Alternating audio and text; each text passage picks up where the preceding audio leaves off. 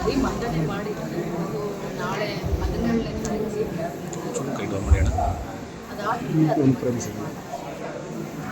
Madam, Veerashaiva Mahasabha ಕೂಡ ಇದನ್ನ ಮಾಜಿ ನ್ಯಾಯಮೂರ್ತಿಗಳ ಇದರಲ್ಲಿ ಶಿಫಾರಸು ಮಾಡಬೇಕು. ಅನೇಕರು ಜನಗಣತಿ ಸರಿ ಇಲ್ಲ ಅಂತ ಅಥವಾ ಜನಗಣತಿ ಆಗಬಾರ್ದು ಅಂತಲೂ ನಾನು ಎಲ್ಲೂ ಯಾವತ್ತೂ ಜನಗಣತಿ ಆದರೆ ವೀರಶೈವ ಲಿಂಗಾಯತಕ್ಕೆ ಸಂಬಂಧಪಟ್ಟಾಗೆ ನಮ್ಮಲ್ಲಿ ಅನೇಕ ಪಂಗಡಗಳಿವೆ. 103 ಉಪಪಂಗಡಗಳಿವೆ ವೀರಶೈವ ಲಿಂಗಾಯತ ಸಮಾಜದಲ್ಲಿ. ಈ ರಿಸರ್ವೇಷನ್ ಕೊಡೋದ್ರಿಂದ ವೀರಶೈವ ಲಿಂಗಾಯತ ಅಂದ್ಕೊಳ್ಳೋದ್ರೆ ಕೆಲವೊಬ್ರು 2A ಅಂತ ಬರ್ತಾರೆ, ಕೆಲವೊಬ್ರು 2B ಅಂತ ಬರ್ತಾರೆ. ಸೊ ಹೀಗಾಗಿ ಹೊಡೆದು ಹೋಗಿ ವೀರಶೈವ ಲಿಂಗಾಯತ ಸಮಾಜ ಕಡಿಮೆ ಅಂಶಗಳು ಬರಬಹುದು ಅಂತ ಸಂಶಯ ಇದೆ.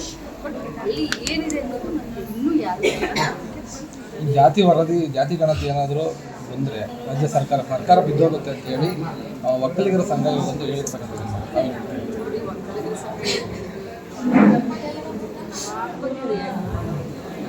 ವೀರಶೈವ ಲಿಂಗಾಯತರನ್ನು ವಿಭಾಗ ಮಾಡಲು ಹೊರಟಿದೆ ಜಾತಿ ಸಂಘ.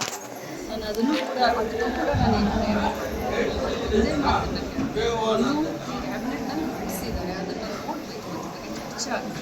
ಐ ಕ್ಯಾನ್ ಏಬಲ್ ಟು ಸರ್ಕಾರ ಸಚಿವರಲ್ಲಿ ಕೂಡ ಬೇರೆ ಬೇರೆ ರೀತಿಯಾದಂಥ ಒಂದೊಂದು ಲಿಂಗಾಯತ ಬಗ್ಗೆ ಅಷ್ಟೇ ನಾನು ಹೇಳ್ತೀನಿ. ನಮ್ಮ ಉಪಪಂಗಡಗಳು 103 ಉಪಪಂಗಡಗಳಲ್ಲಿ ರಿಸರ್ವೇಷನ್ ಹೆಚ್ಚು ಕಡಿಮೆ ಆಗುತ್ತೆ ಲಿಂಗಾಯತ ಅಂತ ಬರೆಸಿದ್ರೆ ಉಪಪಂಗಡಗಳ ಉಪನಾಮಗಳನ್ನು ಬರೆಸಿರೋದ್ರಿಂದ ನಮ್ಮ ಅಂಕಿ ಅಂಶಗಳಲ್ಲಿ ವ್ಯತ್ಯಾಸ ಆಗಿರಬಹುದು.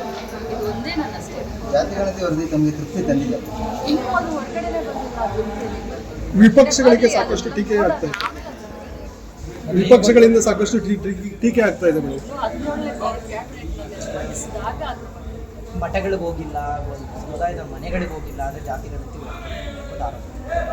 ಅದು ಯಾವ ವೈಜ್ಞಾನಿಕವಾಗಿ ಯಾವ ರೀತಿಯಲ್ಲಿ ಜಾತಿಗಣತಿ 17 ಚರ್ಚೆ.